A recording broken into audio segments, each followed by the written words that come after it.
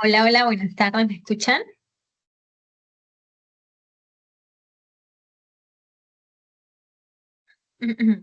Hola, buenas tardes, vamos a empezar la clase, ¿qué tal? Hola, hola. Ya, bueno, estamos, eh, estamos en lo que es las consultas académicas, en el curso de historia de 3 a 5. Entonces vamos a empezar con la clase. Vamos a desarrollar el temario de esta semana que corresponde a la semana 10 de Historia Universal. Cualquier pregunta me lo hacen saber en el chat o prenden el micrófono, ¿ya? Voy a estar ahí viendo cada momento si es que surge algún interrogante, algún tipo de pregunta, ¿ya? Entonces voy a comenzar a compartir el material y también por aquí, ya, voy a comenzar a compartir el material.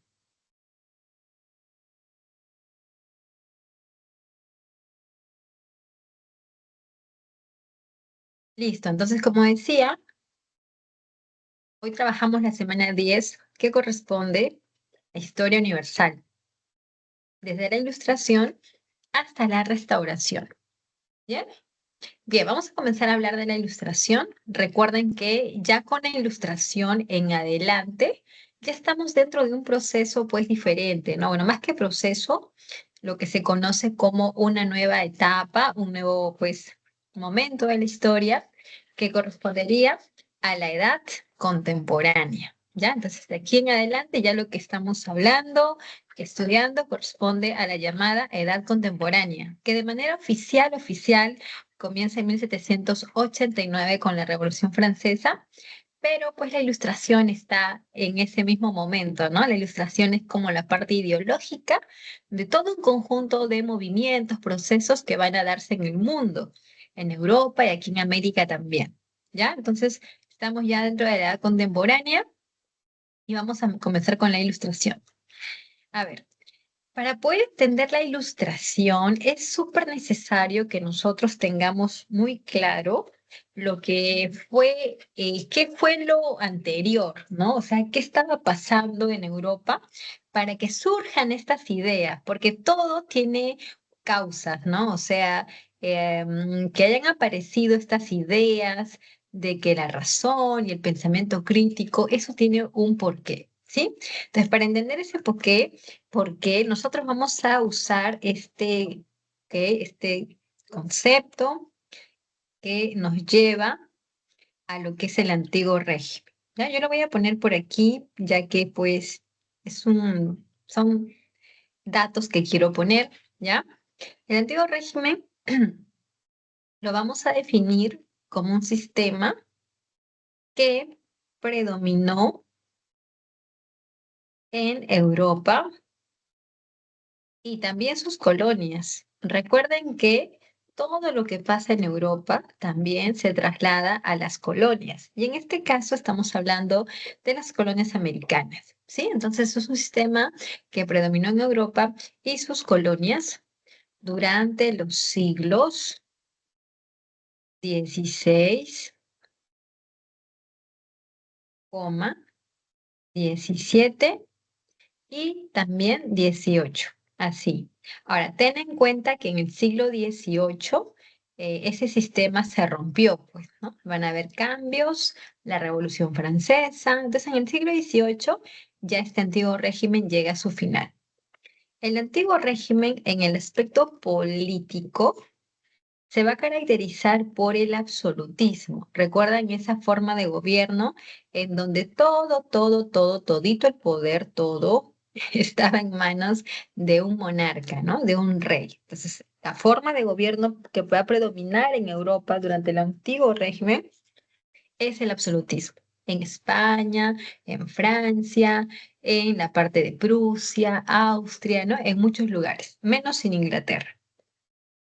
En el aspecto económico, ya en el aspecto económico, vamos a observar que el antiguo régimen se caracterizó por el mercantilismo de la mano con el proteccionismo. Hay reinos proteccionistas Proteccionismo. Ya.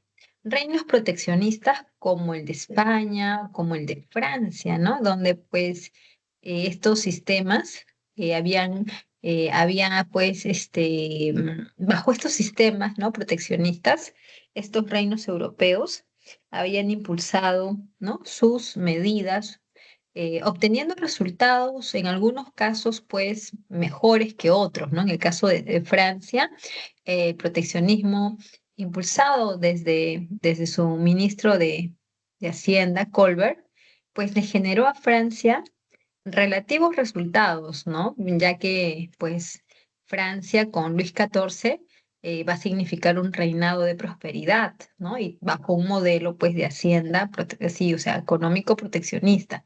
En cambio, en el caso de España, quizá por ese mercantilismo que llegó a un grado tan extremo, ¿no? El bullonismo. Quizá por eso, pues, en el caso de España no podemos decir que fue totalmente exitoso, ¿no? Pero sí, ¿no? Como idea general, como conclusión, el mercantilismo y proteccionismo van a caracterizar a la economía en el antiguo régimen. Respecto a la religión, el antiguo régimen se va a caracterizar por dos cosas.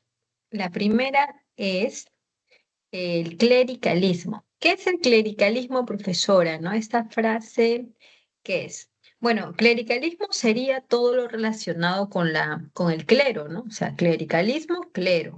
¿Qué es el clericalismo? Es todo lo que está relacionado con la iglesia. Pero más allá de eso, el clericalismo tiene que ver con la influencia que tiene la iglesia en el gobierno. O sea, la iglesia se mete o se metía en el gobierno, sí, se metía, tenía influencia, tenía poder. Entonces, el clericalismo es la influencia de la iglesia sobre los asuntos del gobierno. Y además también pues tenemos la intolerancia, ¿no? Esa intolerancia que fue consecuencia de qué cosa? Consecuencia de la reforma protestante, ¿no? Impulsada por Lutero, por Calvino. Entonces, esa intolerancia, mira, esa intolerancia era falsa. ¿Por qué? ¿Por qué lo digo? Porque en realidad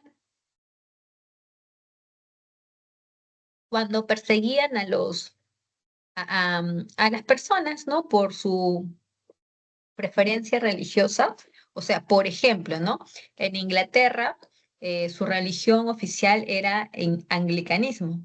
Por lo tanto, profesar otra religión que no fuera el anglicanismo, como por ejemplo ser judío, ser cristiano, ¿no?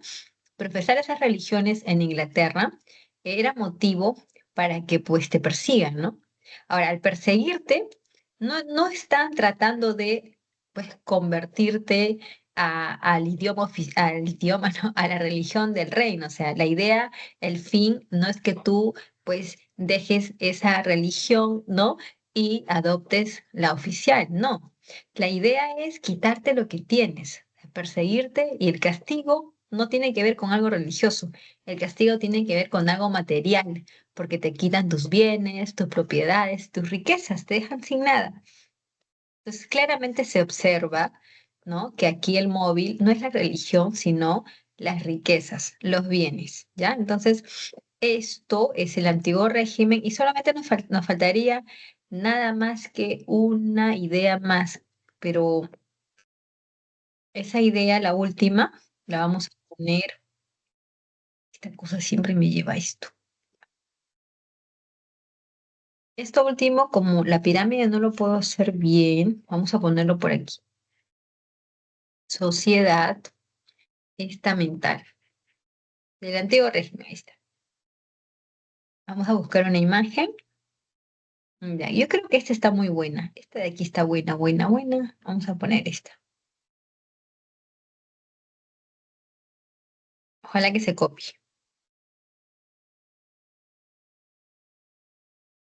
Ya está. Ahí tenemos el aspecto social que nos faltaba y que nos lleva a hablar de la sociedad estamental. En una sociedad estamental vamos a encontrar tres estamentos o también tres grupos, como los quieras llamar, ¿ya? Estos tres grupos son la nobleza, el clero y el pueblo. ¿ya? Al pueblo también se le solía llamar tercer estado o tercer estamento o estado llano, ¿ya? Así lo puedes llamar, como pueblo, estado llano, tercer estado o tercer estamento. Estos tres grupos no son iguales, son diferentes. O sea que en este tipo de sociedad no existe la igualdad, no existe, porque estos grupos son diferentes. Clero y nobleza son privilegiados y el pueblo no es privilegiado. ¿Qué significa que yo sea privilegiado?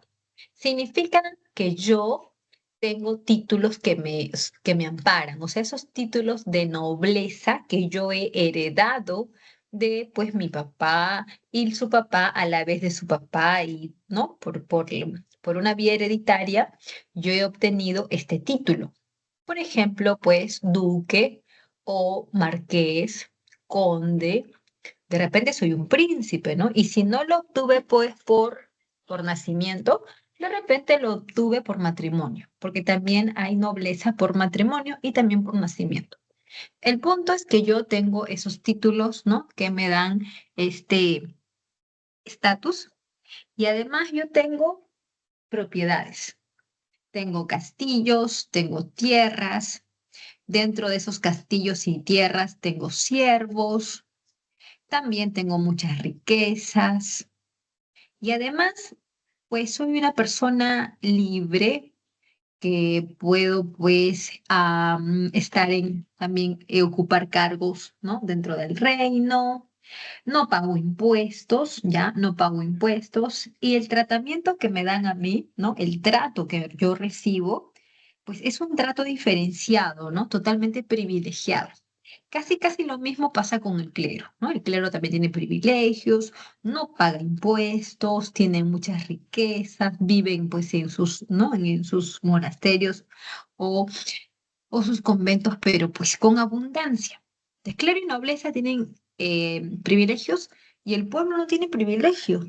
El pueblo vive con muchas carencias, marginados, ¿y sabes qué es lo malo de este tipo de sociedad? Aparte de todas las cosas que te he dicho, ¿no? Lo malo es que de este modelo tú no puedes salir, tú no cambias este modelo, por más que quieras. ¿Por qué no lo cambias? Porque este modelo viene de arriba, viene del gobierno, está instituido, la ley misma establece estas diferencias entre las personas. Por lo tanto, por más que quisieras, no podrías cambiar. ¿Está bien? Entonces, este modelo de sociedad estamental es el modelo que va a predominar en el antiguo régimen, ya con todas esas características que he mencionado. Y ahora sí, ya entendimos esto, entonces ahora sí vamos a ir a la ilustración, ¿ya? Pero antes de eso, voy a ver si en la sala hay alguna pregunta o algo. No, no hay nada. Ya, vuelvo a repetir que si alguien quiere preguntar algo, pues aquí estoy. Ya, entonces volvamos. La ilustración, también conocida como iluminismo, ¿ya? Para hacer referencia a este proceso que va a surgir hacia la segunda mitad del siglo XVIII, ¿ya? Este es un movimiento impulsado por la burguesía. La burguesía está detrás de esto. ¿Por qué o para qué? La burguesía, como ya le hemos dicho varias veces, es un grupo social que surgió con la reactivación, ¿no? De las ciudades, del comercio, por allá por el siglo XII, XIII, XIV, y esta burguesía ha ido consolidándose poco a poco. En el aspecto económico, la burguesía maneja mucho poder, tiene muchas riquezas, eso no se niega, ¿no? La burguesía era un sector que podía, pues, acumular riquezas en base al comercio.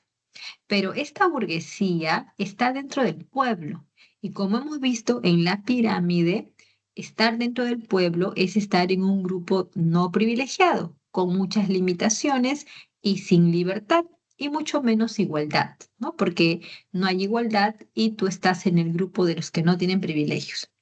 Entonces, esta burguesía con ese tipo de sociedad, así, con esas características, y bajo este tipo de gobierno absolutista, y bajo este tipo de economía mercantilista, y bajo este tipo de religión intolerante, ya, bajo esas condiciones, esa burguesía no se va a poder consolidar.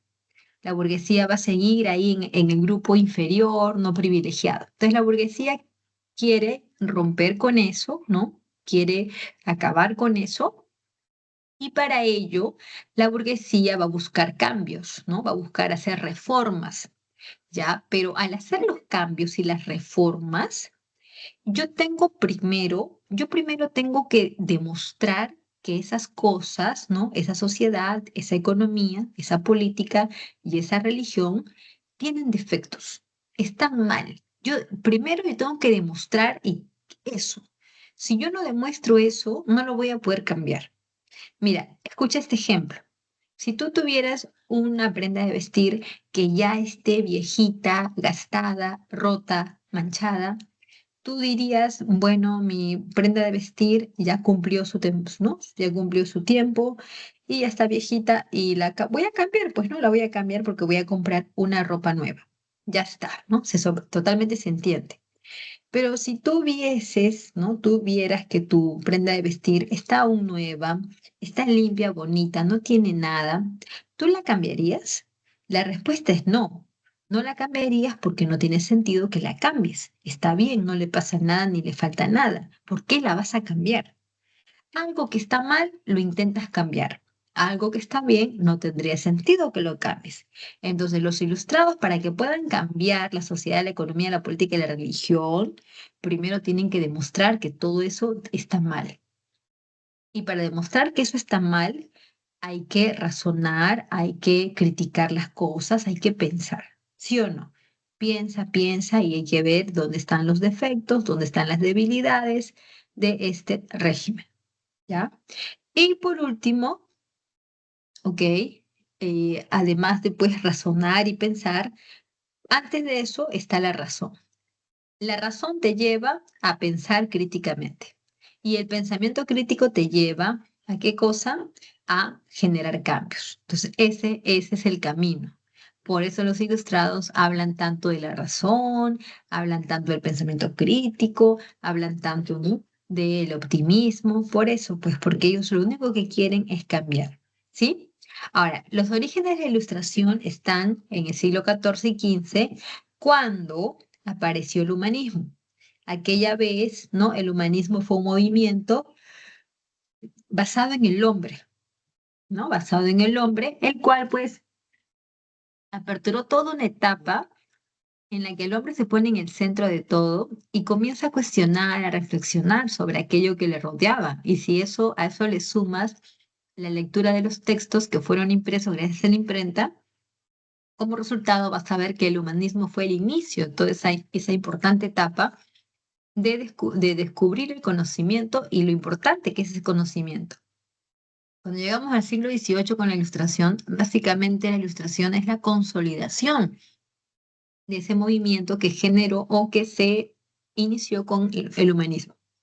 Y si hablamos de un antecedente más cercano a la ilustración, vamos a ir un siglo atrás en Inglaterra con este filósofo llamado John Locke, que comenzó a hablar de los derechos naturales como un conjunto de derechos que son propios del ser humano. Son propios y te lo pueden quitar. No, no te lo pueden quitar. ¿Qué significa esto? Significa que los derechos, ya, a la vida, a la igualdad, ¿no? A la libertad, a la propiedad, ¿ya? Todos estos derechos son inalienables, ¿ya? ¿Qué significa que son inalienables? Significa que estos derechos no te lo pueden quitar, estos derechos mm, naces con ellos, estos derechos no lo puedes entregar a nadie, estos derechos no tienen un tiempo de caducidad, o sea, así es tal cual. Los derechos naturales son inalienables al hombre. Eso es lo que dijo John Locke. Entonces, en Inglaterra, con John Locke, están los antecedentes más cercanos de la Ilustración. ¿Qué más? A ver, vamos a ver que la Ilustración se va a dar en el siglo XVIII y va a tener mucha, mucha fuerza en Europa Occidental, sobre todo en Francia, donde va a impulsar la Revolución Francesa, como ya sabemos.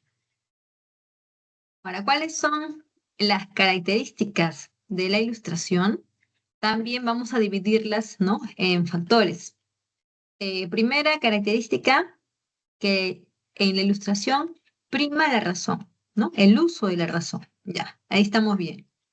Otra característica es que la razón lleva al pensamiento crítico y el pensamiento crítico lleva a querer cambiar las cosas, ¿no? A buscar cambios. Para los ilustrados, el conocimiento es útil, ¿ya? ¿En qué sentido? En el sentido que el conocimiento te va a abrir más oportunidades, te va a abrir o te va a permitir más conocimientos. Y mientras más conozcas, ¿no? O más cosas sepas, va a haber una idea en ti de alcanzar muchos logros, ¿no? De crecer. Entonces, la fe en el progreso, el optimismo también es una característica muy importante para los humanistas, porque ellos siempre creen en el optimismo. En cuanto a lo político, los ilustrados plantean la división de los poderes, ¿no? Poder legislativo, judicial, ejecutivo. Esos poderes los van a proponer, ¿no? En lugar del absolutismo de los reyes. También los ilustrados van a proponer que el absolutismo cambie por otra forma de gobierno, que vendría a ser república, mm, república o también monarquía constitucional. Respecto a la parte de los derechos o privilegios por parte de los grandes señores, vamos a observar que los ilustrados también critican esos grandes derechos, ¿no? ¿Por qué critican esos derechos? Primero, porque esos derechos señoriales le dan poder a los nobles. Los nobles son los que tienen esos títulos, ¿no? Esos privilegios señoriales. Estos privilegios le dan poder a los nobles. Estos privilegios son los que mantienen o son los que han logrado preservar lo que es la parte de la servidumbre, ¿no? Como sistema de explotación. Y también estos mismos privilegios son los que caracterizaban a Francia, ¿no? Con estos grandes terratenientes y sus grandes, pues, ¿no? Tierras que tenían. Bien, entonces los ilustrados proponen que en lugar de hablar de privilegios señoriales, hablemos digamos, hablemos respecto a los derechos, ¿no? A la vida, a la libertad, a la igualdad, a la justicia y sobre todo el derecho a la propiedad. En cuanto a la economía, vamos a ver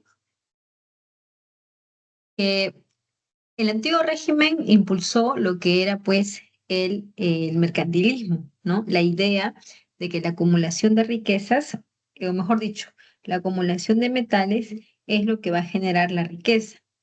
Pero sabemos de que eso no es así, ¿no? No es así. ¿Por qué? Porque si fuera así, a Francia no bueno, a Francia no, sino que a España, pues no le habría pasado lo que le pasó, ¿verdad? Que en el siglo XVIII España entró en un proceso de crisis y parte de esa crisis fue por su parte, por lo económico, ¿no? La gran inflación que generó, la corrupción y todo eso, pues por atesoramiento de los metales preciosos.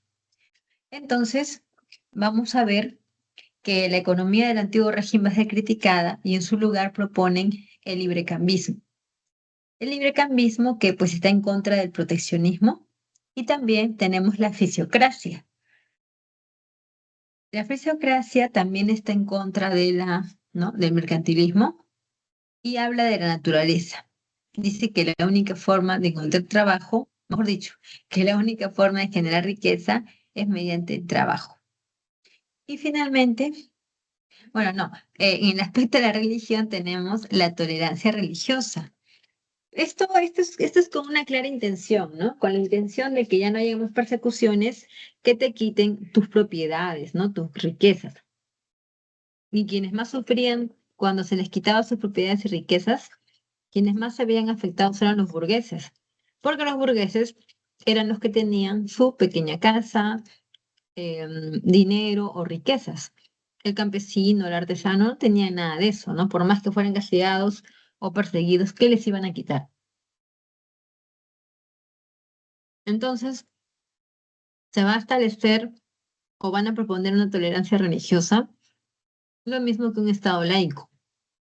que vendría a ser un Estado anticlerical, ¿no? Aquel en el que la Iglesia no se debe meter, ¿no? No se debe meter para poder resolver los asuntos relacionados al gobierno. Y en cuanto a la sociedad, tenemos esta teoría para terminar esta parte, la teoría del buen salvaje, la doctrina del buen salvaje. Nosotros hemos nacido buenos, pero la sociedad nos corrompe. ¿Por qué la sociedad nos corrompe? ¿Por qué? Vamos a ver el mapa. Yo creo que viendo el mapa se puede ver con claridad cómo es eso de que la iglesia o la sociedad nos corrompe, ¿no? ¿Cómo es eso? Acá tendríamos que hacer una pregunta, ¿no? Alguien, o sea, caigamos en el hecho de que las personas nacemos buenas y que la sociedad nos corrompe, ¿ya? Eso es como la gran premisa. El hombre nace bueno, pero la sociedad lo corrompe. Ok,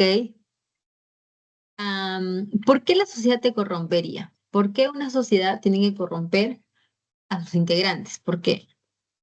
Porque la sociedad estamental del siglo XVIII es una sociedad en donde vamos a ver que hay diferencias que no pueden ser cambiadas y que pues obviamente te perjudican, ¿no? Porque si eres del pueblo, tienes que resignarte a ese modelo, ¿no? Entonces, este tipo de sociedad que te hace infeliz es el responsable, ¿no? De que nosotros hablemos de pues que el hombre se corrompe. Entonces, en conclusión, el hombre se corrompe o se vuelve malo solo en la medida, ¿ya? En la medida en que viven en sociedades que no eligieron, ¿ya? Esos hombres viven bajo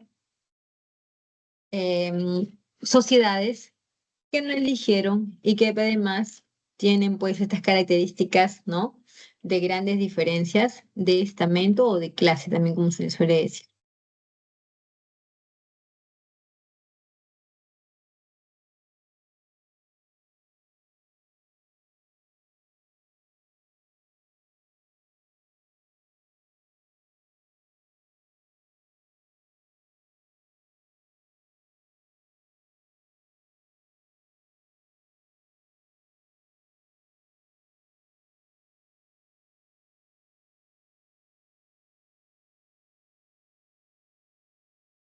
Ya, ok, entonces decíamos entonces que el hombre nace bueno, pero pierde su bondad y se corrompe cuando este hombre vive bajo circunstancias, o mejor dicho, bajo gobiernos que no eligió, ¿ya? Que no eligió. Ahí tenemos en las galerías a los tres filósofos más importantes, ¿no?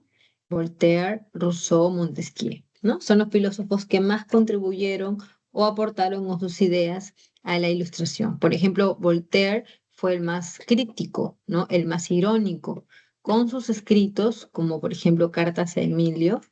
En esa obra, Voltaire finge, ¿no? O sea, la trama es que dos amigos se vuelven a escribir, ¿no? Se vuelven a ver y se comienzan a escribir. Uno estaba en la parte, ¿no? De Francia, el otro amigo estaba en la parte de Inglaterra, y desde esa distancia se escribían, ¿no? Se escribían de tal manera que se iban contando todo lo que pasaba. Entonces, ahí es donde, en esta carta de Emilio, ¿no? Las cartas de Emilio, es donde se supone que el que está en Francia le cuenta al otro todos sus problemas, cómo es la sociedad, ¿no? Digamos, la falta de igualdad que había y todos esos grandes problemas, ¿no? Entonces, vemos que Voltaire fue uno de los más irónicos. En el caso de Rousseau, con su obra El contrato social, también es bastante conocido, ¿no? Habla acerca de la soberanía popular.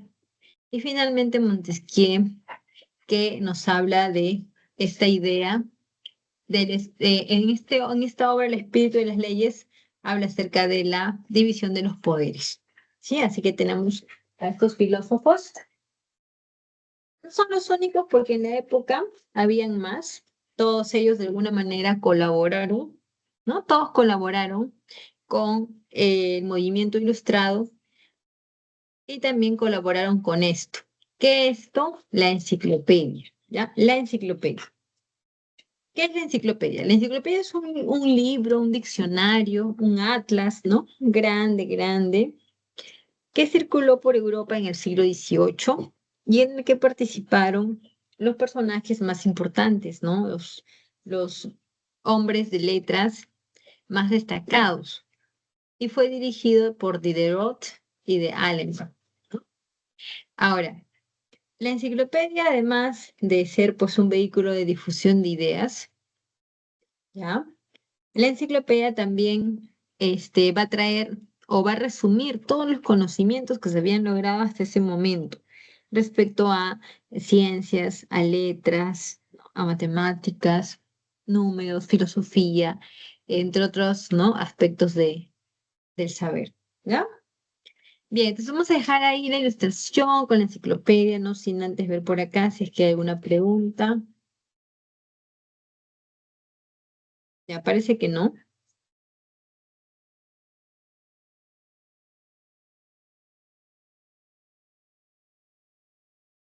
¿Qué es el despotismo ilustrado? El despotismo ilustrado es un sistema de gobierno que intentó conciliar el absolutismo con algunas ideas de la ilustración. O sea, en Europa, creo que por aquí está la galería, aquí está la galería. En Europa vamos a encontrar distintas monarquías absolutistas, ¿no? Como la de Carlos III, Luis XIV, ah, ¿qué más? Catalina la Grande, María Teresa de Austria, o sea, son diferentes reyes que intentaron, ¿no? Intentaron, de alguna manera, conciliar sus gobiernos con, am, digamos que de alguna manera conciliar, ¿no? Las ideas de ilustración con sus gobiernos, ¿ya?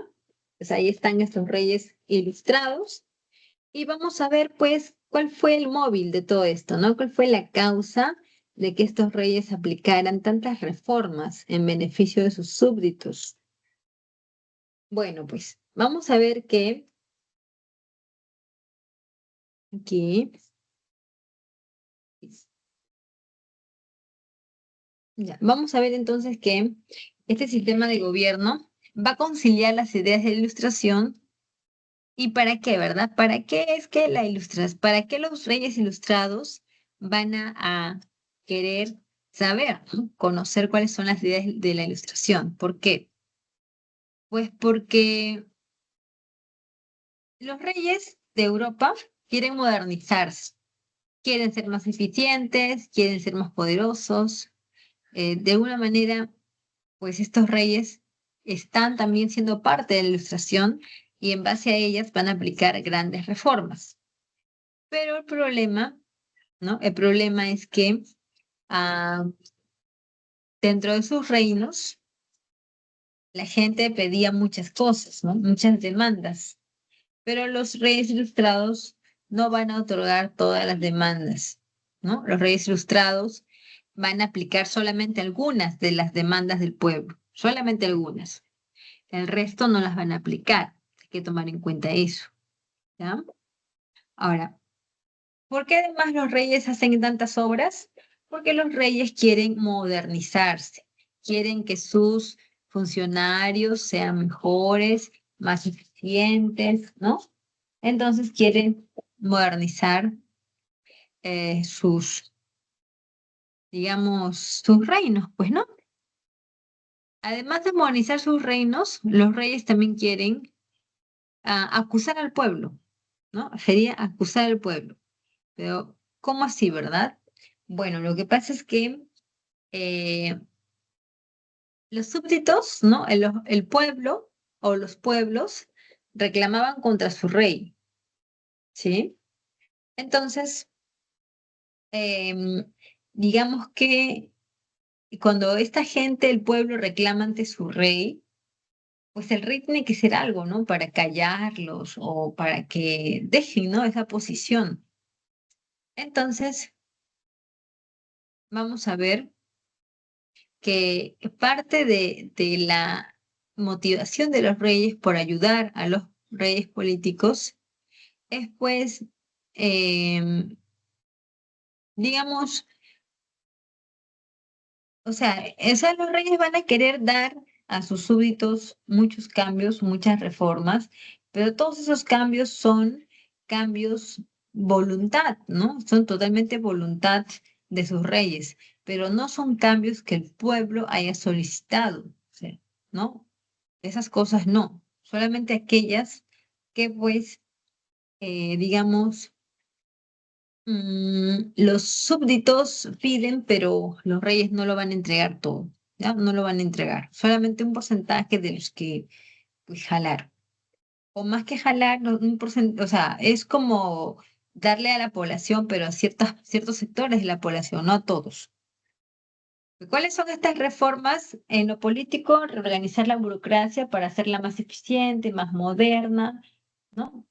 En cuanto a la implementación de la libre comercio, en el caso de España vamos a ver claramente esto, ya que, pues, en el caso de España o en el caso de los otros reinos, ¿no? Vamos a ver que existe una burocracia muy excesiva, lo cual genera lentitud y también genera corrupción. También tenemos la implantación del comercio, ¿no? En el caso de España también, en el año 1778, España va a decretar la ley de libre comercio, con lo cual pues se va a generar un mayor aumento comercial en el mundo. También se abolió la servidumbre, también se hizo digamos, se aplicó la tolerancia, ¿no? Para que se dejen de haber esas persecuciones basadas en la religión. Y respecto al regalismo, también se aplicó el regalismo.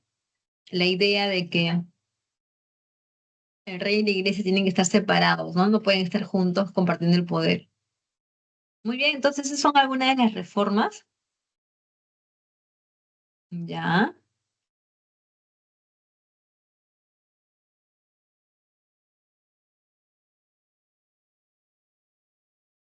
Ok, volvemos.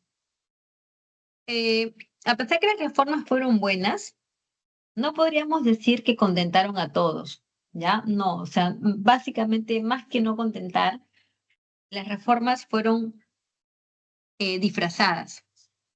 ¿Por qué fueron disfrazadas? Porque yo quiero dar solamente lo que me conviene.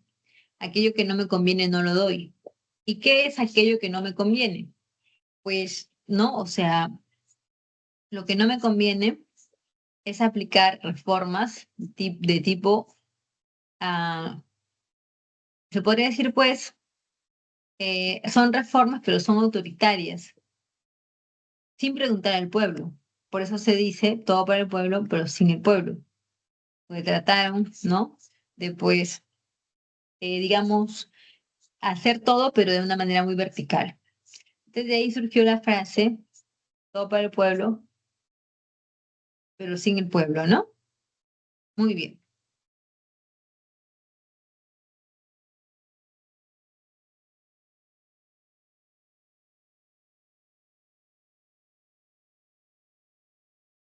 Vamos con la independencia de las 13 colonias. Las 13 colonias de Norteamérica se formaron en la costa atlanta de Norteamérica y su origen aquí, pues, digamos, aquí en América, estas 13 colonias se establecieron solamente en la parte de la costa atlántica, formando pues las 13 colonias, ¿no? Efectivamente. Pero ¿por qué no se asentaron o establecieron hacia el oeste, ¿no? Que también habría sido interesante ver, ¿no? En función de eso, pues vemos que la parte oeste de Norteamérica estaba colonizada ya. Digamos que existían en esos lugares los grandes pueblos de población indígena, ¿no? O sea, grandes grupos poblacionales cuya población digamos que era pues tensa, ¿no? Porque el indio y el no español, no, el inglés que venía, ¿no? Acá a América, no tenían un buen trato, ¿no? Es más, los indígenas en Norteamérica no eran parte, ¿no? Pues, de alguna manera, em, estas, estas colonias solamente estaban en América y poco a poco van expandiéndose hacia el oeste. Las del norte se dedicaban a lo que era el comercio, las finanzas, los negocios, o sea, eran aburguesados. En cambio, los del sur eran, pues, digamos, más de una economía de plantaciones, ¿no? Plantación de azúcar, de lana, algodón, ¿no? Son algunas de las plantaciones que van a tener en Norteamérica. Y en esta parte sur de las colonias se va a formar un sector un sector terrateniente, y en la parte norte se va a formar un sector aburguesado, ¿no? Obviamente todo eso tiene que ver con el tipo de actividades económicas que cada sector va a impulsar en el siglo XVIII. La relación de las 13 colonias con la metrópoli inglesa era de tipo amigable, amistosa, ¿no? Debido a que Inglaterra había sido muy pegada a la corona, ¿no? O sea, tenía pues digamos, esa relación, ¿no? De espiritualidad. El comercio también era un papel importante, porque la relación entre las colonias e Inglaterra era básicamente comercial, ¿no? De eso dependía todo.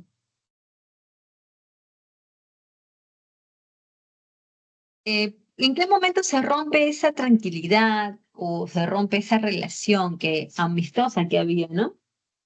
Todo esto es a consecuencia de la Guerra de los 7 Años, una guerra en la cual Inglaterra y Francia se enfrentan. Y pues parte de esta guerra, Inglaterra logra ganar, pero Francia queda con muchas deudas. Entonces, em, Inglaterra, como a pesar que ha ganado y tiene muchas deudas, Inglaterra va a buscar generar ingresos rápidamente. Y para Inglaterra lo más rápido fue cobrar impuestos en América, ¿no? Cobrar impuestos de tal manera, de tal manera pues que esto va a chocar, ¿no? Con los colonos americanos aquí en las colonias. Va a chocar, ¿no? Va a chocar totalmente. Ahora, por otro lado, ya yéndonos, bueno, ya viéndolo pues diferente, ¿no? Vamos a ver que los americanos y la metrópoli van a terminar en este proceso revolucionario por las siguientes causas. La primera causa de los revolucionarios es que ah, no tienen una representación en el Parlamento inglés, ¿no? El Parlamento inglés, que es el Parlamento o el espacio más poderoso, ¿no? Frente al rey de Inglaterra, ya que el Parlamento y el rey comparten el poder, ¿ya? Estos diputados, o más que diputados, este Parlamento inglés no tenía un representante de América ahí, ¿no? Como parte de. Entonces, no había una, un representante en el Parlamento inglés que los americanos creyeran que era necesario para poder, digamos, eh, tener esa representación, ¿no? Y poder un poco defender sus intereses. Respecto a la monarquía, vamos a observar que el rey Jorge III es un rey, pues, que crea aumentos, ¿no? O sea, que crea aumentos de impuestos. Diferentes impuestos que fueron grabados, como el plomo, como el papel, ¿no? El azúcar y sobre todo las prohibiciones comerciales, que son las más duras, podría decirse.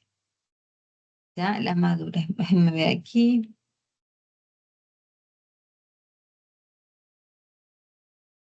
No, nada, ya.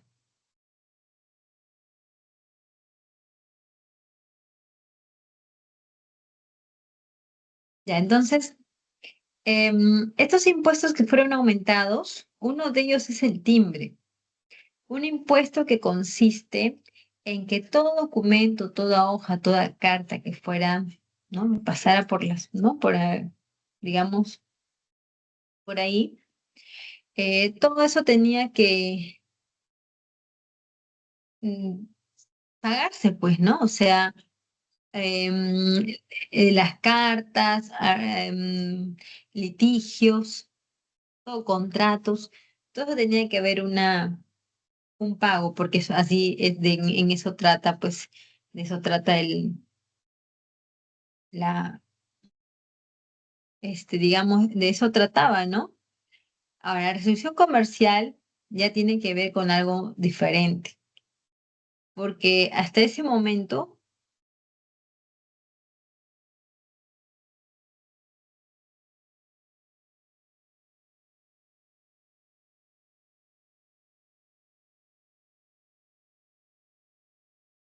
ya, entonces, el té.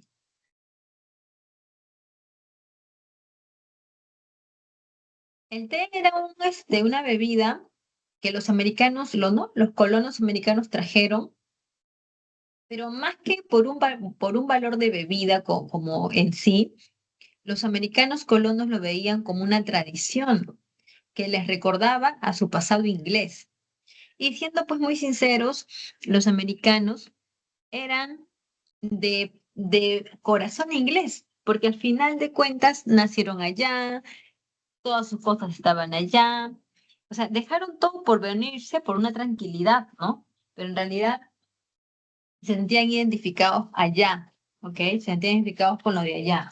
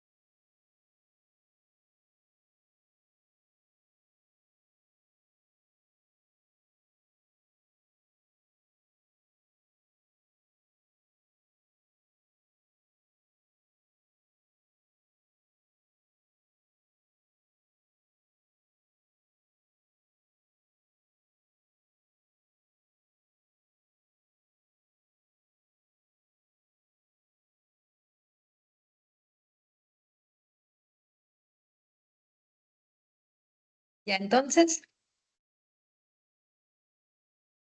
decíamos que para los americanos el té era algo más que una bebida, era toda una tradición que lo trasplantaron, ¿no? En las colonias. Y acá el problema es que el té va a ser, el consumo del té o el producto del té va a tener un impuesto, ¿no? Un impuesto que los americanos pues lo van a rechazar, ¿no? Pero más que el impuesto al té, lo que genera el principal problema es la restricción a la venta del té. ¿Por qué? Porque los americanos siempre habían podido vender el té de manera libre, ¿no? Tú ibas a Inglaterra, comprabas el té, lo traías a las colonias, lo vendías y ese era tu negocio. Pero el rey Jorge III, ¿no? Por el tema de las deudas que tenía, va a decretar, va a anunciar, ¿no? Que a partir de ahora solamente la Compañía Británica de las Indias Orientales va a poder realizar el comercio del té. Entonces, los americanos van a quedar excluidos, ¿no? De ese negocio. Entonces, la restricción a la venta del té es lo que realmente generó el rechazo, ¿no? De todo este sector burgués que se dedicaba a este comercio. Ya lo de las ideas liberales es más como algo más, ¿no? O sea, las ideas ilustradas que llegaron a Norteamérica van a generar ese ambiente, ¿no? Ese ambiente de debate, ese ambiente de discutir, ¿no? Ideas sobre lo que está bien, lo que no, qué debe cambiarse, qué debe mejorarse. Y se van dando cuenta, ¿no? Los americanos que había muchos problemas, que la economía debería ser diferente y el gobierno también. Entonces, eso fue, ¿no? La influencia de la Ilustración como movimiento ideológico. Y por parte de lo social tenemos la masacre de Boston. La masacre de Boston es un episodio que va a ocurrir en 1770, ¿ya? Eh, Se supone que debió haber sido algo pequeño, pero terminó siendo algo grande. ¿Por qué? Porque todo comenzó con un trabajador que tuvo una pequeña gresca con un guardia británico. El guardia fue un poco abusivo o abusivo. Entonces el trabajador fue a llamar a más trabajadores, ¿no? Como él. Y este grupo, ¿no? Todos esos trabajadores fueron hasta un puesto, un cuartel donde habían tropas británicas.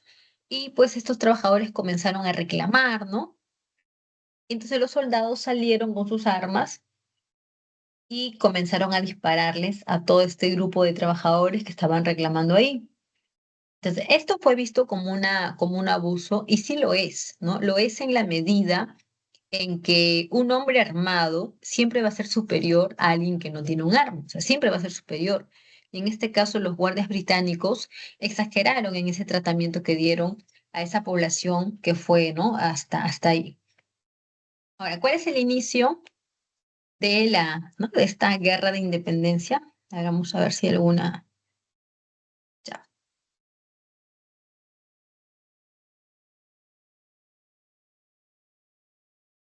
Ok, ¿cuál es el inicio? El inicio tiene que ver con el motín del té en Boston. Boston es un puerto, ahí funcionaba un puerto dentro de la colonia Massachusetts. Entonces en este puerto pues llegaban los cargamentos, entre ellos los cargamentos del té. Entonces va a ocurrir que para 1773 un grupo de indígenas no, un grupo de hombres disfrazados de indios van a ir al puerto y van a arrojar al mar todo el cargamento de té que había llegado. Entonces se comprende que todo ese cargamento se perdió, ¿no? Ya está, una pérdida. El rey Jorge III va a tomar acciones posiblemente pues muy exageradas, ¿no? Una de ellas es mandar a cerrar el puerto de manera temporal, ¿no? Y además mandar más destacamentos militares a resguardar toda la zona. Entonces, eso generó, ¿no? Eso generó el rechazo, ¿ya? Porque no solamente al cerrar el puerto de Boston estás afectando la economía de toda la población que vive ahí, sino porque además estás imponiendo la presencia de más y más guardias británicos, ¿no? Que pues eran pues obviamente rechazables, ¿no? Todas esas cosas eran rechazables por parte de los americanos. Se convoca un primer congreso en Filadelfia en el cual todos los presentes, ¿no? Todos los que estuvieron de acuerdo, van a decidir ya no tener relaciones con Inglaterra de tipo comerciales, ¿no? Esas relaciones así económicas, comerciales, ya no se va a dar, ya se va a romper. Y tras este primer congreso de Filadelfia, hay una batalla. Bueno, no es batalla, es una escaramuza, la escaramuza de Lexington. Es una pequeña escaramuza que si bien es cierto, no debía pues, ¿no? Salir de algo pequeñito, pero la verdad es que sí, porque parece que los ánimos se caldearon más, ¿no? Entonces eso es lo cual nos lleva a hablar de lo último, ¿no? De lo último digamos, o sea, lo que último que se esperaba, ¿no? Que los americanos se atrevieran a enfrentarse a Inglaterra. Esta, esta declaratoria de guerra va a ocurrir en un momento crucial porque va a permitir a los americanos tener su propio ejército. Y eso que ellos no lo tenían, ¿no? Ellos no tenían ejército. Entonces, al enfrentarse a Inglaterra, ¿no? Declarando la guerra, ellos tienen que formar su ejército. George Washington va a ser nombrado comandante en jefe de las tropas continentales para que él pueda liderar, ¿no? Las tropas que van a hacer frente a los ingleses. De ahí que este personaje, George Washington, sea considerado como uno de los padres, ¿no? Uno de los padres de la independencia de Norteamérica.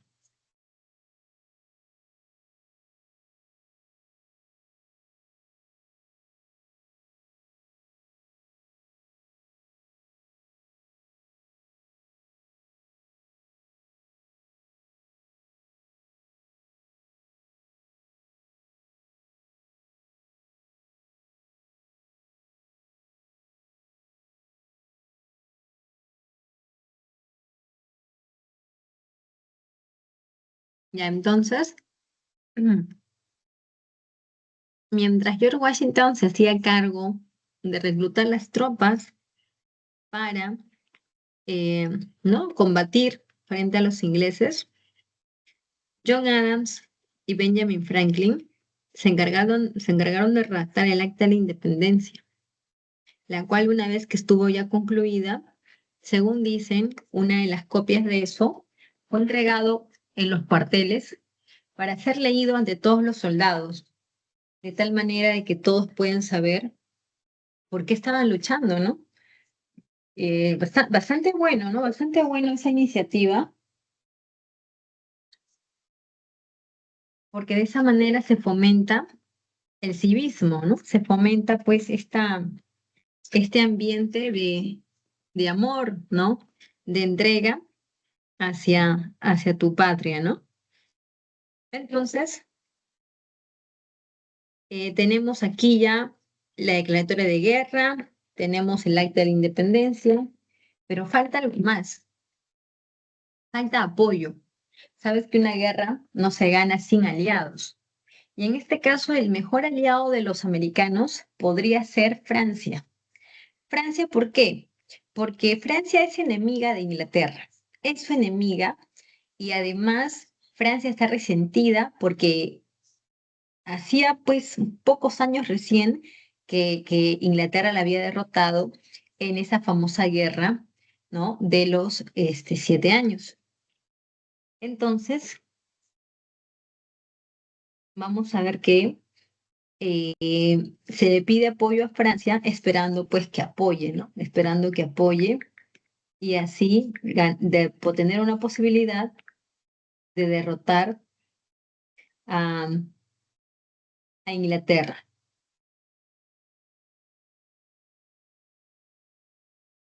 Francia no sabía si apoyar o no apoyar.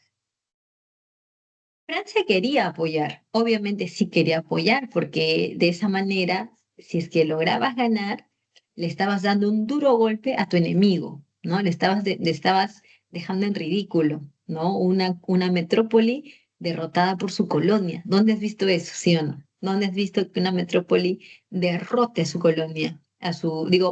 Que una colonia derrote a su metrópoli. Eso está muy raro, eso no lo vas a ver así nada más. Entonces, Francia quería, pero por otro lado no tenía dinero, pues no tenía dinero. Entonces, lo que viene es lo que va a permitir, pues, que, digamos, se decida esto, ¿no?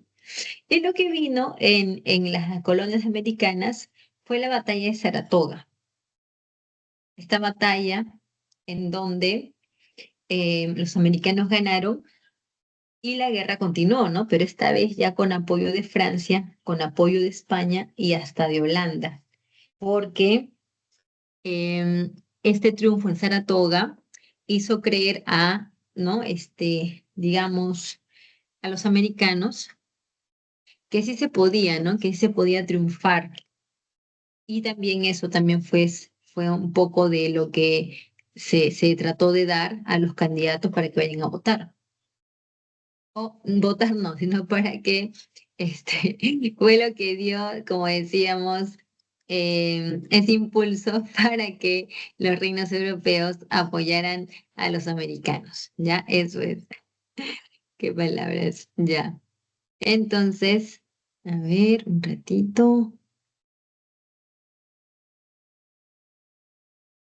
Ya. Ya, repito, si es que hay alguna pregunta, me avisan.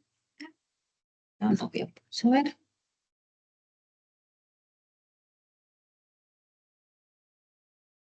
Ya. Bueno, en Yorktown, los americanos triunfaron, pero triunfaron con ayuda, porque Francia apoyó, España apoyó, Holanda apoyó. Bueno, Holanda solamente vendiendo armamento, pero apoyó. Entonces, esto parece más una guerra europea que una guerra así, ¿no? Bueno, pero ya está. Estados Unidos, o mejor dicho, las colonias americanas fueron las primeras en independizarse de su metrópoli.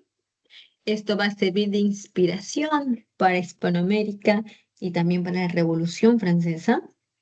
Los americanos van a tener su primera constitución y también van a implantar un modelo de gobierno liberal y democrático y también vale decir con una forma de gobierno, ah, con una forma de gobierno de república y además de tipo federado. Ya está. Entonces dejemos a los americanos con su triunfo de la revolución y vamos con la Revolución Francesa.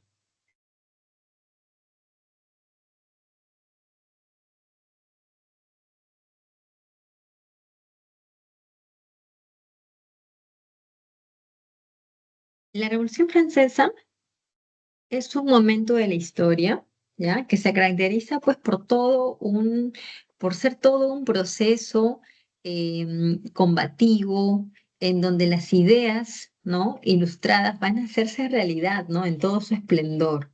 Las ideas ilustradas son las que van aquí a generar estos grandes cambios, ¿ya? Ahora bien, los que están detrás de esto son la burguesía, ¿ya? Son la burguesía, pero ¿por qué, verdad? ¿Por qué está? Bueno, esto tiene mucho que ver con lo que hablamos al principio, ¿no? La burguesía está en proceso de consolidación y por lo tanto, pues la burguesía está buscando generar condiciones para poder erigirse como el sector más poderoso, ¿no? Entonces la burguesía va a movilizar al pueblo para que el pueblo sea quien dé la cara, ¿no? El pueblo sea el que vaya al frente de todos estos enfrentamientos que se van a dar. Entonces, así tal cual, ¿no? Claro, porque la burguesía es la que está detrás de todo. La burguesía siempre es la que reflexiona, teoriza, ellos son los que debaten, ¿no? Pero quienes van al choque, al enfrentamiento, ¿no? Son el pueblo, ¿no? El pueblo es el que siempre está, pues, ¿no? En ese lugar de combatir. La burguesía no. Ahora bien, la Revolución Francesa, con todo lo que va a suceder, va a poner fin al antiguo régimen, ¿ya? A ver, ¿cuáles son las causas?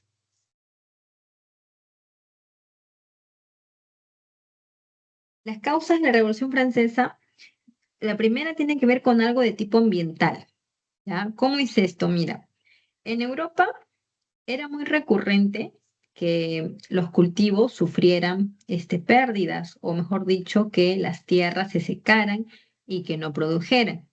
Y esto estaba relacionado a las sequías, ¿no? Las sequías que pues constantemente en diferentes partes de Europa van a suceder y eso pues va a traer como resultado la destrucción de los cultivos, ¿no? Entonces, esto de aquí, un año antes de que empiece la revolución, esto va a ocurrir en Francia. Ver una sequía y esto va a generar que los cultivos se pierdan. Entonces la gente va a pasar hambre, porque literalmente, ¿no? Y no había que comer. Y lo que los franceses más comían era el trigo, o mejor dicho, el pan de trigo. Entonces no había trigo, no había pan, y la gente literalmente pasaba hambre. Esa nada más es una causa, la de tipo ambiental. Ahora, hay más causas, claro que sí. La de tipo política nos habla de el despotismo de los reyes. Reyes como Luis XVI, que pues según dicen, ¿no? Era un personaje que no tenía cualidades para gobernar. Luis XVI era tímido, regordete, no tenía confianza en sí mismo. Luis XVI, pues, ah, no tenía habilidades para gobernar porque siempre se dejaba influenciar por lo que el resto le decía. Entonces, este rey era criticado por eso, ¿no? El pueblo lo rechazaba por su política, por su gobierno absolutista y también por su despotismo.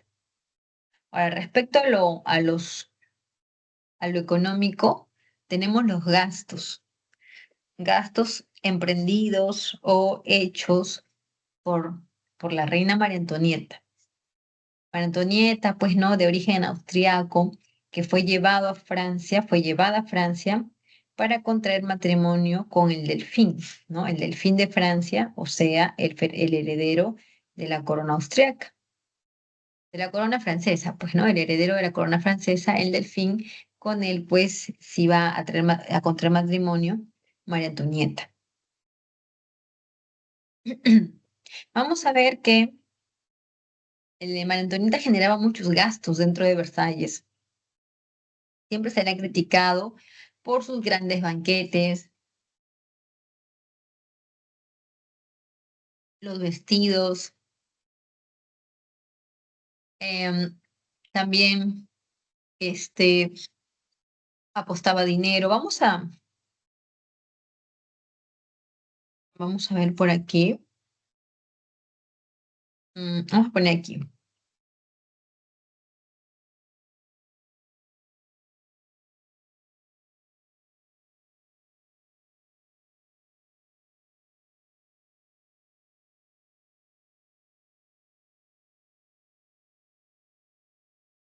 Vamos a ver acá unos minutos. Luego,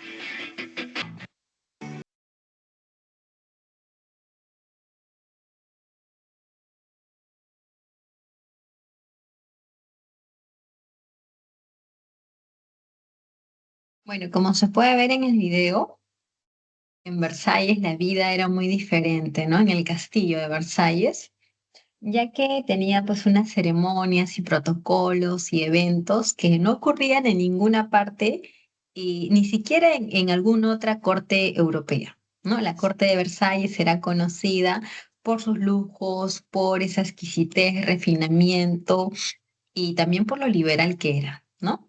Entonces, María Antonieta cuando llega a Versalles, pues si bien es cierto, genera muchos gastos, nadie lo va a negar, pero también pues parte del análisis sobre ella, ¿no? Y los grandes despilfarros que ocasionaba, parte de ese análisis también nos lleva a verla pues como una reina que se adaptó al estilo de vida que era propio del lugar.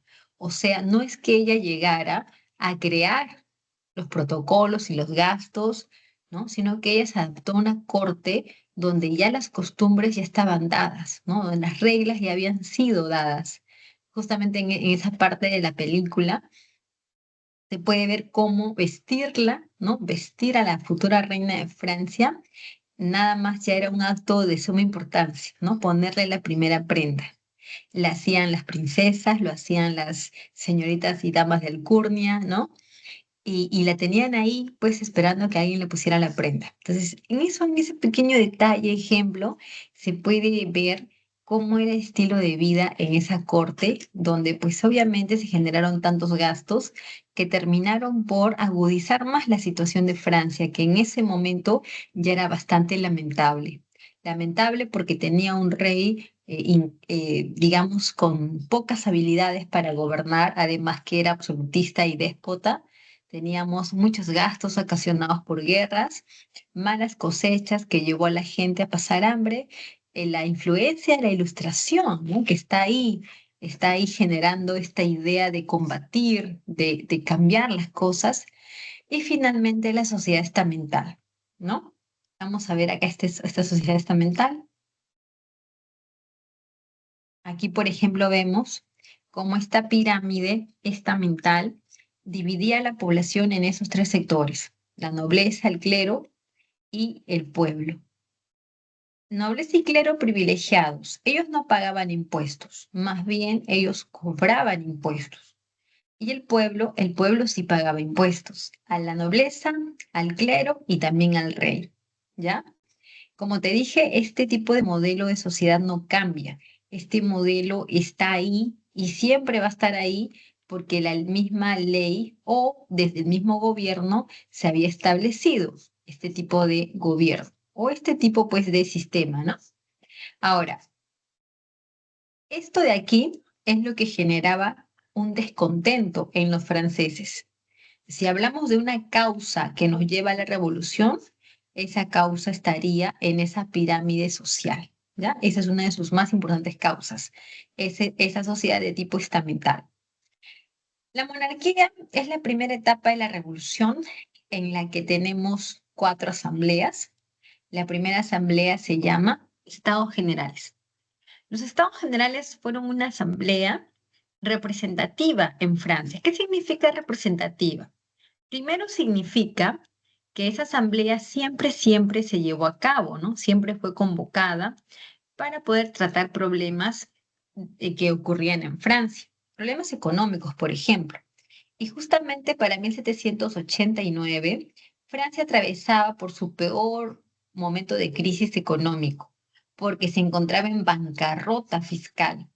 O sea, los ingresos de Francia eran menos que sus gastos, ¿no? Francia gastaba más de lo que ingresaba.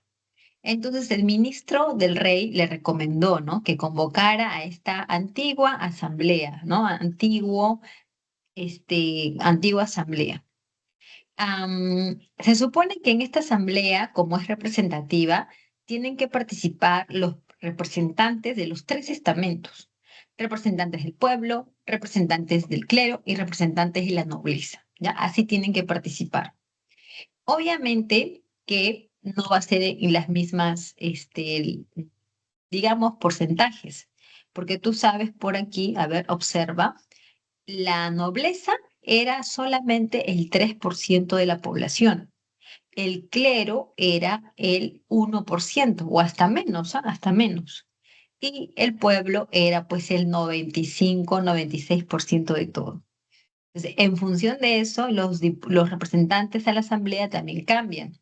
Los representantes del pueblo ya eran más de 500, 600.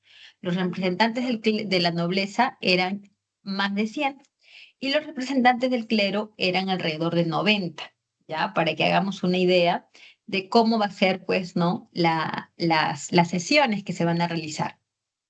Cuando están sesionando, el rey Luis XVI pone digamos que en debate una pregunta, ¿no? Una posibilidad, una alternativa.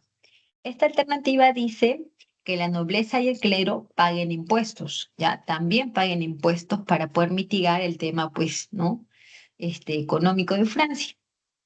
Pero em, los, el clero y la nobleza no quisieron, se opusieron a pagar eso. Entonces, como se opusieron, entonces se decidió mandarlo a votación. La pregunta sería, ¿cómo van a votar? ¿Se va a votar por persona o se va a votar por estamento? Si se vota por estamento, pues simplemente la nobleza y el clero ya ganaron, porque simplemente pues se juntan y ganan. Pero si se vota por persona, el pueblo ganaría, porque recuerda que el pueblo, sus representantes suman más de 500.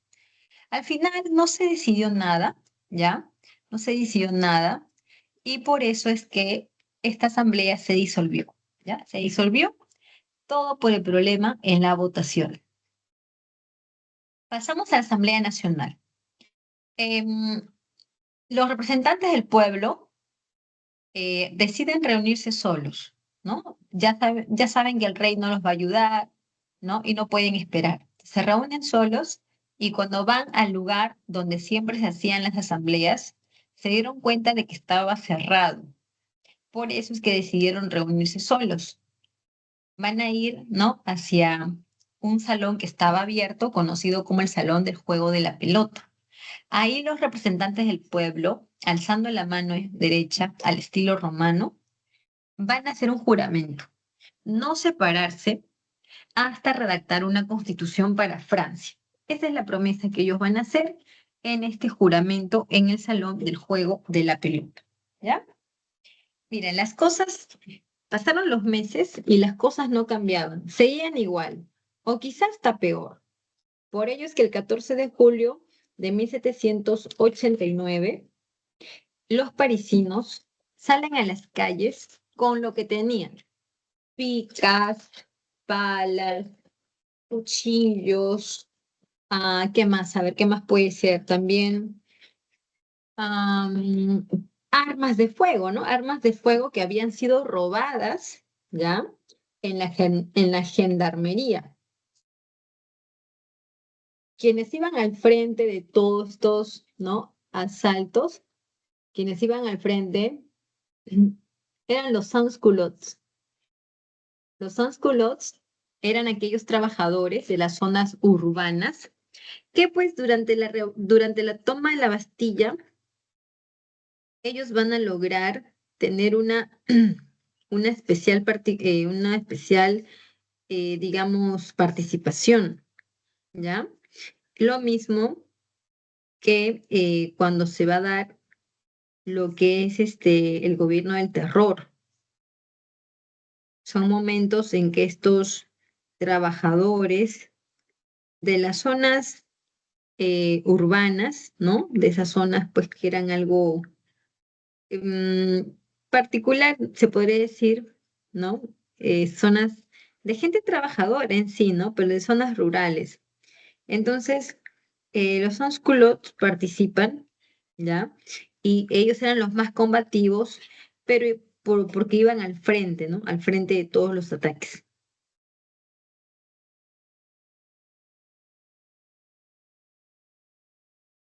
Se tomó la Bastilla, ¿y por qué, verdad? ¿Por qué se ensañaron con la pobrecita Bastilla? Para los franceses, la Bastilla vendría a ser como el símbolo del poder real, o bueno, del poder de los reyes Borbones, ¿ya? Eso es la Bastilla para el pueblo francés. Es símbolo del poder de los reyes Borbones. Además que la Bastilla es un lugar de tortura, ¿no? Era usada como una cárcel, o sea, no la crearon como una cárcel, pero con el tiempo fue convertida en una cárcel y pues ya te imaginarás todos los castigos, ¿no? Que en ese lugar pues se llevaron a cabo. Entonces, después de la toma de la Bastilla, vamos a ver que por el resto de Francia, perdón, por todo Francia, se va a desarrollar una ola de ataques, de saqueos, una ola de miedo, se podría decir, ¿no? Inclusive algunos a esto lo llaman el gran miedo, que es toda una ola de ataques por parte de los campesinos en las zonas rurales. Es decir, los campesinos van a comenzar a atacar los castillos, matar a los señores y saquear todas sus propiedades, ¿no? Entonces, esta situación pues llevó a extremos, ¿no? Porque se supone que este no es el fin de la revolución. El fin de la revolución son los cambios, más no las muertes y el daño.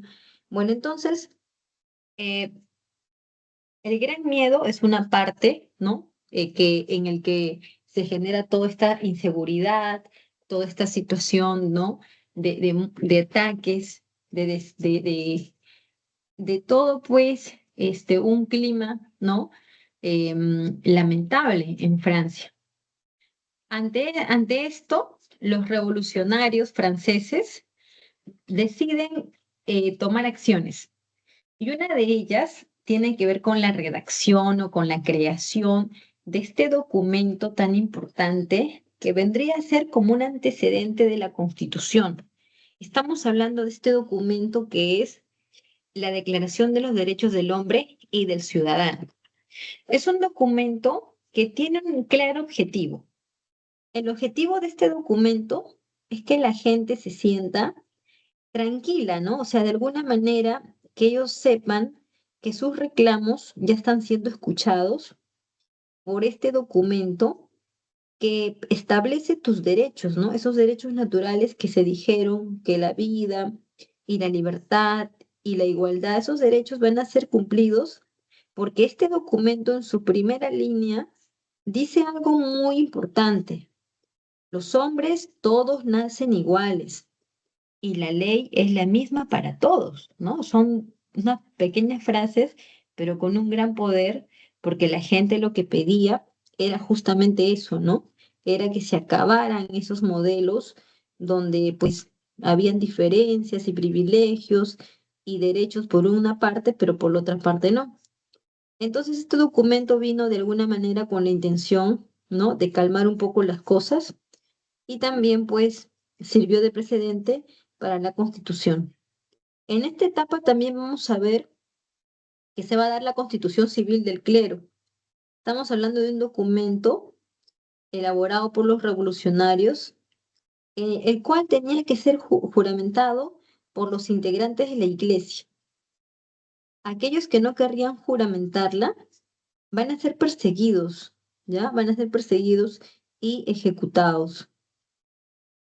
De alguna manera, esta constitución civil del clero va a generar que los revolucionarios franceses se peleen con la iglesia, ¿no? Aquí va a haber un claro enfrentamiento entre la revolución y la iglesia católica. Por otro lado, los franceses van a redactar su primera constitución, la del año 1791, ¿ya? Y con esto cerramos la etapa llamada como Asamblea Constituyente y pasamos con la nueva etapa conocida como Asamblea Legislativa. ¿Por qué establecer una Asamblea Legislativa? ¿Por qué? Porque se ha creado una constitución para Francia, ¿no? Año 1791. Entonces, si hay una constitución, lo más lógico es que también se comiencen a hacer las leyes.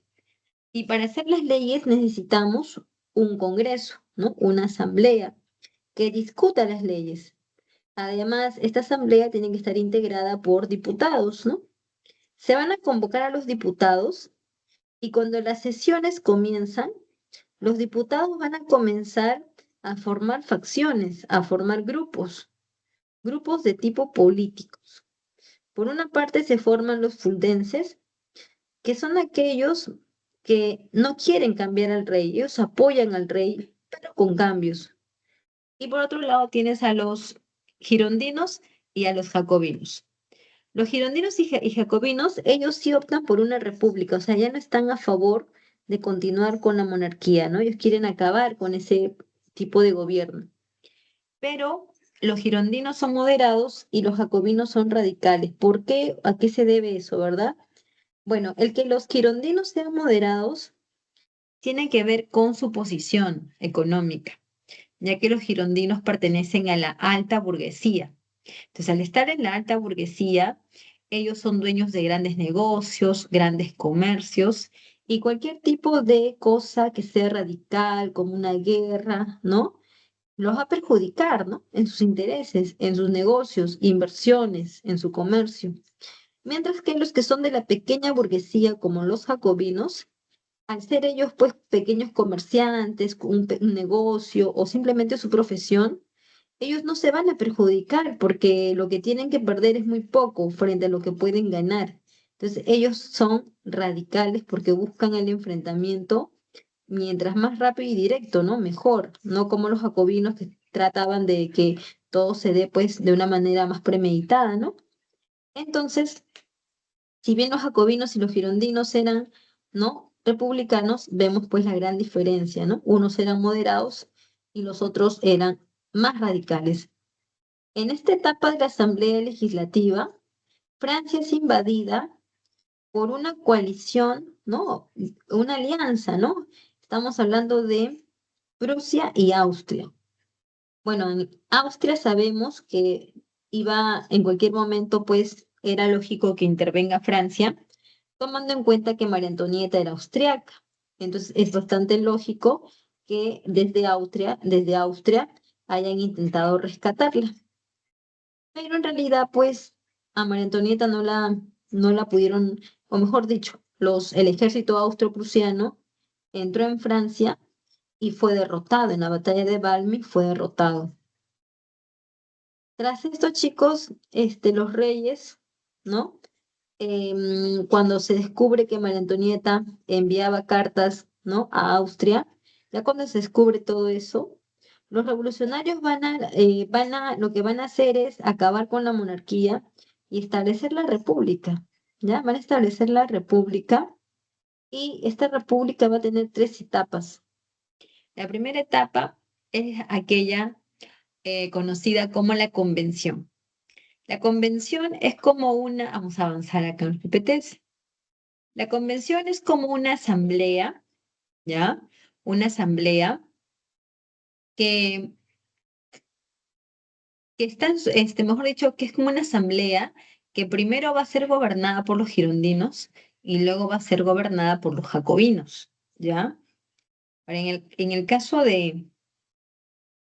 digamos, de los girondinos, ya que esta primera etapa comienza con ellos, los girondinos van a establecer bastantes cambios, ¿no?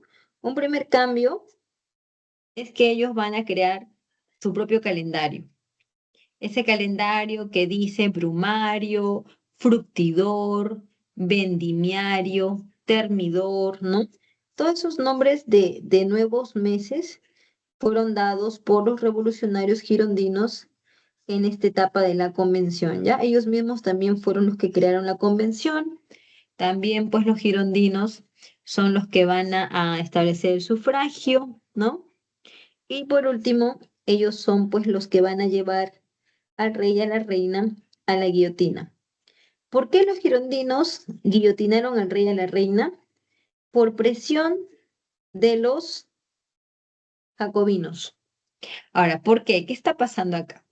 Lo que está pasando en este momento en Francia es que todo lo que están haciendo ya todo el mundo lo sabe. O sea, en el resto de Europa saben qué han hecho con sus reyes, saben quiénes han tomado el poder, ¿no? Entonces, el temor, digamos, de Francia en este momento era pues sus enemigos que venían de afuera, ¿no? A tratar de invadirla. Y también tenemos, por dentro tenemos a estos grupos, ¿no?, de Francia que no estaban a favor de la revolución, sino estaban en contra de la revolución. Habían zonas campesinas en donde pues simplemente ¿no? Rechazaban la presencia de los revolucionarios en Francia. Entonces, esta situación tan tensa, tanto por dentro como por fuera, pues llevó a que no se realicen, ¿no? O sea, no, digamos, no, o sea, más lo que llevó es que no continúen en el poder, porque los jacobinos van a darle un golpe a los girondinos y de esa manera los jacobinos retoman el poder. En el poder, los girondinos lo que van a hacer es, am, en manos de Robespierre van a poner todo el gobierno, ¿ya? Porque él va a ser el que va a tener todas las riendas, creando este gobierno conocido como el terror, con apoyo de los integrantes de, de los integrantes de los sans-culottes, ¿no? Vamos a ver que primero Se crean bueno, en esta etapa del terror en manos de Maximilien Robespierre, se crea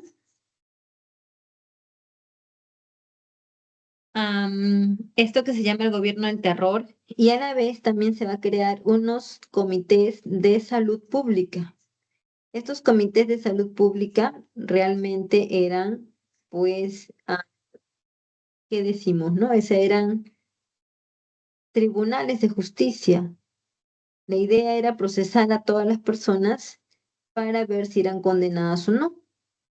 Y en realidad, pues, con este gobierno del terror, muchos, ¿no? Varios miles de personas sí murieron, ¿no? O sea, con ese tipo de régimen que usaba la guillotina para cortar la cabeza de los enemigos. Es más, el que también va a caer dentro de esta forma de muerte es el mismo Maximilien Robespierre, ¿no? Cuando los girondinos retoman el poder con el golpe conocido como reacción termidoriana. Entonces o mejor dicho, los girondinos van a restablecer el poder y van a eliminar la convención. Ahora van a crear el directorio en manos de 5 directores.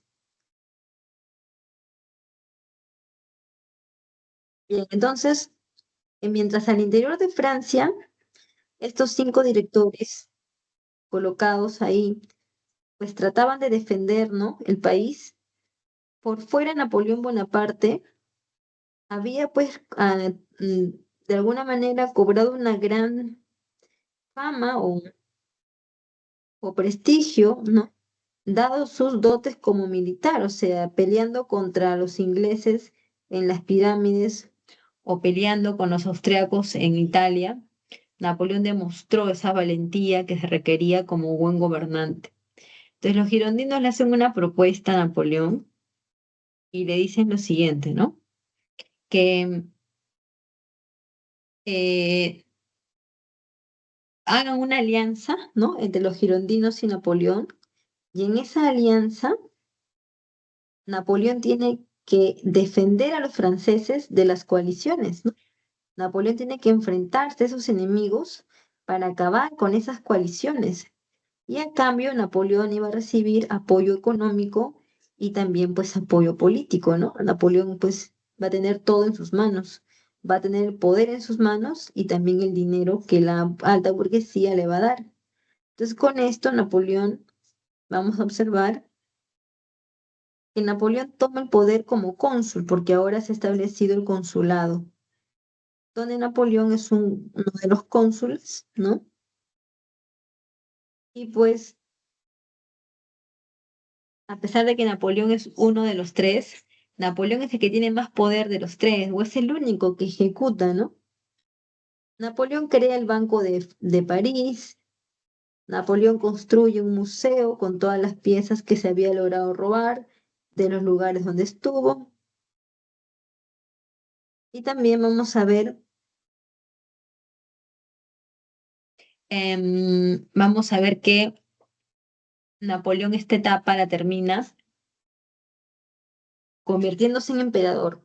Napoleón se va a no, a bautizar, no. Napoleón va a ser elegido, coronado como emperador, ¿no? Emperador de Francia. Y pues, y Josefina, su pareja, va a ser elegida como emperatriz. Ahora vamos a ver la etapa del imperio napoleónico. Me hizo una pregunta. Ay, perdón, estaba tan concentrada ahí. A ver, ¿es una pregunta como oral o está escrita? No, oral era de que si el juramento de la sala del juego de la pelota había sido durante el directorio, ¿no? Ah, y también de que era la creación de la Marsellesa, creo que es. Bueno, el juramento del juego de la pelota es en la monarquía y ocurre durante la Asamblea Nacional, que por cierto, pues paradójicamente no debería ser nacional porque algo nacional hace referencia a todo, ¿no? Nación, todo el pueblo, todos. Pero en este caso, supuestamente, solo tenemos a los representantes del pueblo. Aunque pues aquí viene la trampita, ¿no? En realidad la iniciativa de reunirse fue del pueblo, ¿no? Los representantes del pueblo. Pero al final, algunos miembros de la nobleza y del clero también se sumaron. Algunos libros dicen que estos miembros del clero y la nobleza se sumaron porque habían sido enviados por el rey, ¿no? Para que puedan escuchar todo lo que se iba a hablar. Y otros textos mencionan que esos integrantes de la nobleza y el clero se sumaron porque se sentían identificados con lo que el pueblo pedía, ¿no? Sea un motivo o por el otro motivo, al final esta Asamblea Nacional contó con una pequeña participación, ¿no? Igual, ¿no? Del clero y también de la nobleza. Ahora, eso del salón de juego de la pelota tiene una menor relevancia, ¿no? Una menor relevancia, pero pues es la estrategia del rey, ¿no? El rey sabía que los representantes del pueblo se querían reunir. Era más que lógico. Entonces, para impedirles que se reúnan, el rey, a propósito, mandó cerrar con llave el salón donde jugaban un juego, no se sabe qué juego, ¿ah? Eso de que el frontón o lo que sea, eso es básicamente un relleno, ¿no? Para poder hacernos la idea, pero no se sabe cuál era el juego y obviamente era parte de la nobleza los que jugaban ahí. Entonces, así se le conoce este episodio del Salón del Juego de la Pelota. Ahora, respecto a la Marsellesa es el himno nacional de Francia, y considerado, me parece, como el más bello que existe en el mundo por la letra, por la música. ¿Ya? Ahora, para muchos lo que dicen, ¿ya? Es que este himno, esta canción, ¿no? Fue cantada desde que estalló la revolución, o sea, desde esos mismos meses en que la revolución estalla, ahí comienza a sonarse la canción de la Marsellesa, que ya después, pues, un poco que la adaptaron, ¿no? Un poco que ahí la mejoraron y quedó, ¿no? Como hasta el día de hoy, como el himno de Francia. Pero tiene su historia, pues, ¿no? Tiene su historia esta melodía, esas letras, ¿no? Ya que en ese momento Francia estaba pasando por uno de sus peores momentos, pues, ¿no? Uno de los peores momentos porque estaba en un proceso revolucionario, ¿ok? Am, bueno, ¿qué más? ¿Alguna pregunta más? Ah, ya, y entonces, si me dicen que si la creación de la Marsellesa fue durante el imperio de Napoleón, no sería verdadero, ¿no? Mira, aquí, este, o sea, no es que tenga una importancia relevante hablar un poco de estos detalles, ¿no? Ya más específicos, porque tiene ahí sus cositas, ¿no? O sea, por ejemplo, Napoleón, cuando él estaba en su etapa, ¿no? De emperador, Napoleón fue tan personal, ¿no? Lo de él, que no quería una especie de sombra o que lo relacionen, ¿no? Con otros personajes que también destacaron durante esos años, ¿no? A nivel político, como Robespierre, por ejemplo, que Napoleón pues trató de hacer un gobierno muy personal, ¿no? Muy, muy centrado en su figura, en su persona.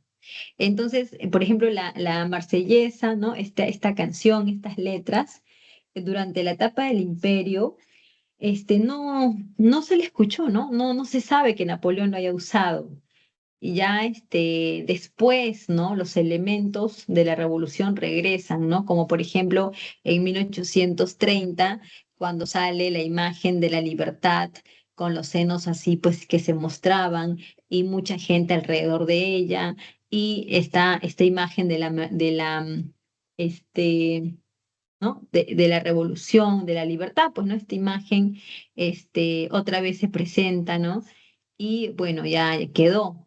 Pero como repito, no hay mucho material, ¿no? Respecto a la Marsellesa, dónde surgió. Bueno, no surgió en el Imperio, no. La Marsellesa surgió antes, ya, desde el momento en que estalla la toma de la Bastilla, desde ahí ya algunos la van a ubicar, ¿no? La van a ubicar, ¿por qué? Pues porque de alguna manera la toma de la Bastilla por parte de la gente generó en ellos una satisfacción tan grande, o sea, ¿no? De ver ese símbolo del poder de los reyes ya quemado, destruido, que justamente esta situación de algarabía, no sé si felicidad, pero al menos de satisfacción de haber derrumbado esa cárcel medieval, hizo que la gente pues comenzara a cantar esas letras, ¿no? O sea, eso es lo que dicen, ¿no? Ya parte un poco de lo que se recoge de testimonios, ¿no? Pero en sí, pues la marsellesa como cántico, como himno, surge en la Revolución después de la toma de la Bastilla. Durante el Imperio no fue usada por Napoleón. Napoleón era muy personalista, no la usó, y ya más tarde se convierte en el himno de Francia. Ya eso ya es siglo XX, ya que va a ocurrir eso. Ya, ¿alguna pregunta más?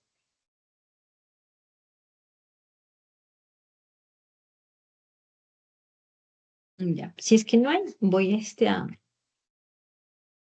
por aquí para... Ahorita terminamos ya con Napoleón para ir quedándonos por ahí. Ya decíamos que estamos con la convención, el directorio y el consulado, ¿no? Decíamos que en el consulado, pues Napoleón tomó todas las riendas porque prácticamente él es el que decidía todo. Los otros cónsules eran más, pues, como de, o sea, apoyo o relleno, si quieres, ya pues piensa que eran relleno, porque en realidad Napoleón tenía todo el poder en sus manos, ¿no?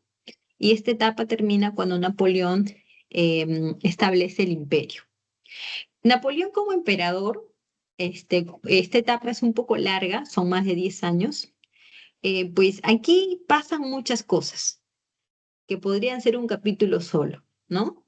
El resumen de esta etapa es que Napoleón se enfrentó a todas las coaliciones que se formaron en Europa contra Francia. Estas coaliciones estaban lideradas por Inglaterra y a ella se le sumaba Austria, Prusia, a veces España, a veces Rusia, Portugal, ¿no? Entonces se sumaban todas estas naciones, lideradas por Inglaterra, ¿no? Y Napoleón se enfrentó a estas coaliciones, algunas veces con éxito, otras veces lo derrotaron, pero Napoleón pues iba avanzando en sus pretensiones por la conquista de Europa. Uno de sus momentos más épicos es cuando decreta el bloqueo contra Inglaterra. Bueno, se supone que Inglaterra era pues conocida por su gran capacidad marítima. Eso significa que si a Inglaterra tú la quieres derrotar, tienes que atacarla por ese punto, ¿no? Entonces, Napoleón, en su estrategia, va a decretar un bloqueo continental contra Inglaterra. ¿Qué significa este bloqueo? Significa que queda prohibido que cualquier nación comercialice con Inglaterra. Está prohibido comercializar con Inglaterra, llevarle o traerle mercancías, porque pues, es peligro, o sea, es una amenaza.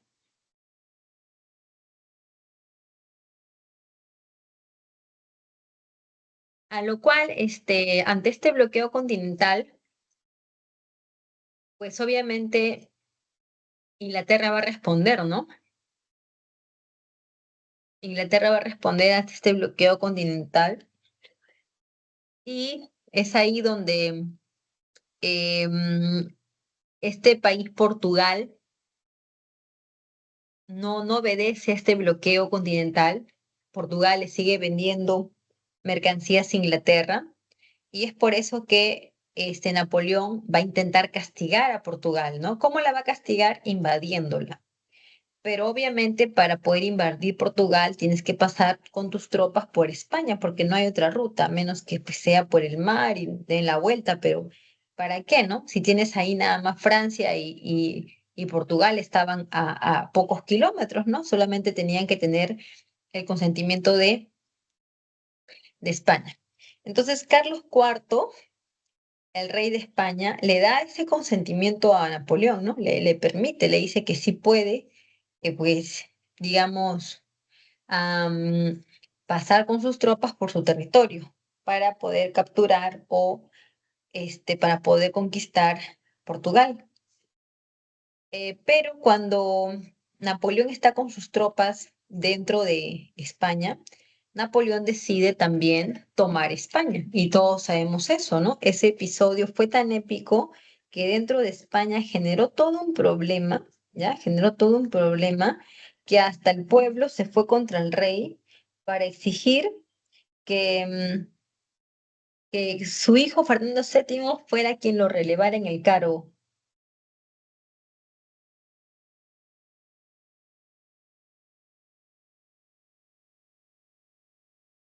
Entonces, esa es una de las cosas más importantes, más destacadas, ¿no? De la etapa imperial. ¿Cómo es derrotado Napoleón? Napoleón es derrotado en la batalla de Leipzig, esto frente a la Sexta Coalición. La derrota de Napoleón lo llevó a él a ser encerrado en una isla llamada Elba, en la zona del Mediterráneo. Ahí estuvo Napoleón un tiempo hasta que se escapó y se fue hacia otra vez hacia Francia, ¿no? Napoleón escapa de la isla de Elba y se va a Francia. Esta vez en Francia ya no lo apoyan, ya no fue como antes, esta vez no lo apoyan. Y Francia y Portugal tuvo que, pues, formar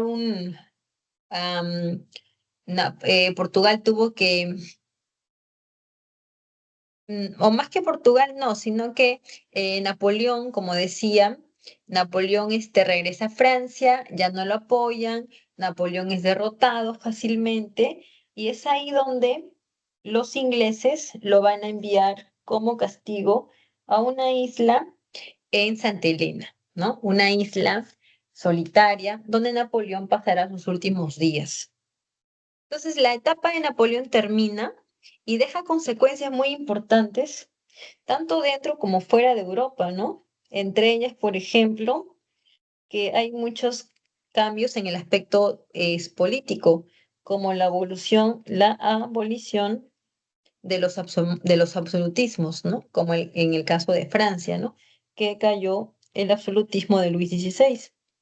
En el aspecto social, se acaba con la sociedad estamental, ¿no? Esa sociedad vertical tan desigual también se termina y también se pone fin a la servidumbre de los derechos señoriales, que eran rezagos de la etapa feudal.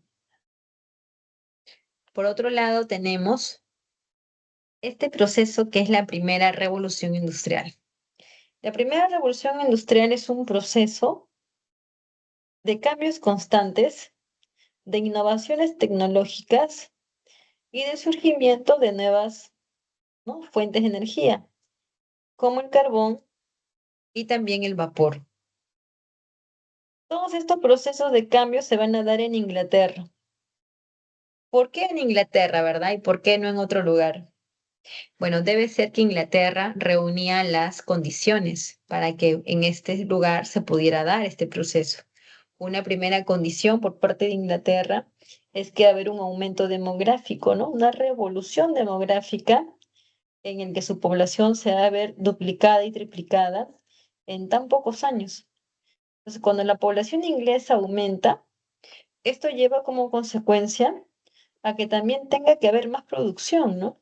Para poder alimentar, abastecer a ese aumento poblacional que Inglaterra sufrió en ese último siglo. Entonces, vamos a observar que esta revolución demográfica va a impulsar también una revolución de tipo agrícola. Y es que el gobierno inglés va a sacar leyes para poder quitarle tierras a los campesinos y entregarlas a los grandes propietarios, con la intención de que estos grandes propietarios puedan invertir en esas tierras grandes capitales y así maximizar la producción. De los campesinos que fueron arrebatados de sus tierras van a irse a las ciudades para poder buscar trabajo, ¿no? Y para poder comenzar ahí. Por otra parte, la agricultura va a sufrir más incentivo con la introducción de nuevas técnicas como el cercamiento, ¿no? Para poder diferenciar y dividir aquellas tierras que van a ser para sembrío y las tierras que van a ser para la crianza del ganado. Por otra parte, se introduce un fertilizante traído del Perú. Estamos hablando del guano, ¿no? De las Islas Chincha. Y también se van a introducir nuevos cultivos, como la papa, como el ají, como el tomate. Son cultivos que van a llegar a Europa provenientes de los Andes, de acá, ¿no? Del territorio andino. Ahora, también vamos a ver que Inglaterra, al ser una potencia mundial, tenía colonias en distintas partes del mundo, lo cual a Inglaterra le va a permitir tener materias primas, tener mano de obra barata y también grandes mercados en donde vender sus mercancías. Ahora, falta una cosa más también, pues, ¿no? Que Inglaterra tiene una burguesía consolidada, a diferencia de otros reinos de Europa, donde las burguesías, pues, están, ¿no? Todavía en proceso de cambio. En Inglaterra, desde mucho tiempo antes, su burguesía era más desarrollada y ya más consolidada. Entonces, eso es importante en la medida en que estos procesos de industrialización son impulsados por la burguesía. Ahora, en cuanto a a las nuevas materias primas que se van a usar, el hierro, tenemos el hierro para obtener el acero y tenemos también esto que también la introducción del algodón, ¿no? Que va a ser una de las materias primas que más se van a usar durante este proceso. Bien, entonces tenemos todo esto y solamente pues faltarían mencionar los sectores que más se beneficiaron, ¿no? Tenemos el sector textil, el sector ferroviario naval, el sector sidero-metalúrgico. Los sectores, ¿no? Fueron cuatro: textil, ferroviario naval, sidero-metalúrgico y agrícola. Fueron los cuatro sectores o áreas que más se beneficiaron de la revolución, bueno, de la revolución industrial, ¿no? Y también decir que todo este proceso de revolución industrial trajo cambios a nivel social, a nivel económico, ¿no? A nivel, por ejemplo, social, las migraciones del campo a la ciudad, tenemos la explotación de la mano de obra, ¿no? No solamente de los adultos, sino también hasta de los niños que trabajaban, ya que pues lo que una familia podía eh, ganar, o mejor dicho, cuando una persona trabajaba, el pago que le daban era mínimamente para mantenerse a sí mismo. Entonces no alcanzaba para mantener a la hija, al hijo, la esposa, por lo cual también tenían que trabajar aunque estén embarazadas. Y lo mismo pasaba, ¿no? Con las mujeres, pues, embarazadas o mujeres simplemente, ¿no? Que también tenían que trabajar largas horas, al igual que sus niños, porque lo contrario, pues, lo que podía pasar es que los podían, em, mejor dicho, no, simplemente pues no trabajabas si no comías. Ahora, trabajar ya implicaba, ¿no? Mucho sufrimiento y cosas, pues, ¿no? Que vamos a tratar de analizar en la siguiente clase, ¿ya? Bien, tenemos aquí em, la línea de tiempo, como siempre, de la semana. Ahí están las claves, ¿no? De las 5 preguntas. Y ya está. Voy a dejar de compartir. Entonces les agradezco la atención y ya nos vemos la siguiente clase. ¿Ya? Bye Miss, bye. antes de que se vaya, por favor, le envié una pregunta por el chat. Hoy hay que tratar de hacer la pregunta antes más temprano, ¿ya? Porque ahorita ya, bueno, voy a responderla, pero a la próxima me avisan más temprano. A ver, en el año 1848 se inició en Francia lo que sería la mayor oleada revolucionaria europea del siglo XIX. El agudo empobrecimiento de la población por la grave crisis económica y la falta de apertura política del rey Luis Felipe I provocaron grandes movimientos de protesta con apoyo de burgueses, obreros y campesinos que exigían mejoras sociales. Una de las consecuencias de esta revolución de carácter liberal fue a ver, es la del 48 en Francia, entonces una consecuencia, liquidación de la monarquía constitucional, lo que permitió el retorno de los Borbones. Ese no podría ser, ¿no? No hay retorno de los Borbones cuando acaba la del 48, sino más bien se establece ya la República. Formación de un gobierno provisional que estableció la Segunda República, ya. Esa sería la respuesta si es que no veo otra. Abolición de la monarquía parlamentaria, bueno, no tuvo monarquía parlamentaria Francia nunca, ¿no? Entonces no. Propagación de de ideales democráticos por intermedio del Congreso de Viena. No tiene que ver esto ya se fue muy lejos, no tiene que ver. Destitución del llamado rey burgués sustituido por el emperador, ya. Sí se va el rey burgués es Luis Felipe I, así lo llamaban. De que se va, pero no por ser sustituido por Napoleón, fue sustituido por un gobierno provisional. Ese gobierno provisional fue el que convocó elecciones en donde ganó un presidente. Ese presidente fue Luis Napoleón, sobrino de Napoleón Bonaparte. Luis Napoleón fue presidente por 4 años, de 1848 hasta 1852, año en el que Luis Napoleón se autoproclamó emperador, dando inicio a el Segundo Imperio Francés, ¿no? Entonces, esta parece verdadera, la mitad está bien, ¿no? Porque fue destituido Luis Felipe I, conocido como el rey burgués, pero para dar paso a un gobierno provisional que elige una segunda república. Esto de que sustituido por Napoleón III, eso es falso. Entonces, acá la respuesta sería la B, porque a la salida de Luis Felipe I se forma un gobierno provisional y este gobierno provisional establece una república que vendría a ser la segunda, ¿no? Y se elige un presidente que fue Luis Bonaparte, ¿ya? Entonces, esa es la respuesta, la B de Barco. Y ya, pues nos vemos la siguiente clase, chicos, y nada más repetirles que preguntitas me tratan de hacer en el camino y ya no ahorita porque ya la grabación ahí se termina, ¿ya? Listo, nos vemos, bye Muchas gracias, bye, Miss. ya, chao, chao.